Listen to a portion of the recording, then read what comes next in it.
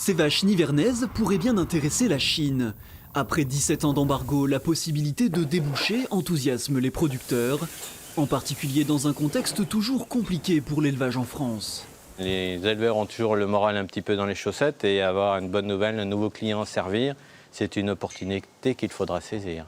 Si on se réfère un petit peu à l'exemple du porc, quand il s'était venu en acheter, ça avait fait monter facilement les cours dans le prix des porcs et j'espère qu'il en sera de même pour nos races bouchères.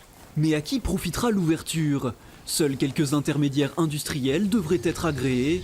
Une organisation nécessaire, même si les éleveurs espèrent que les bénéfices parviendront jusqu'en bout de chaîne. De toute façon, ce n'est pas moi, Didier Ramet, qui va emmener de la viande aux Chinois. J'en ai ni les compétences ni les moyens. Il faut une organisation sûrement et sanitaire, économique. Enfin, il y a une logistique sûrement très importante à mettre en œuvre.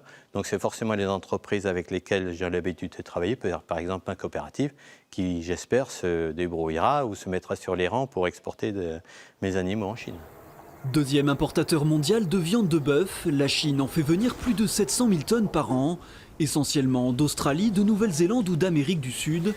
Face à cette concurrence, la race charolaise a une carte à jouer sur le segment de la qualité.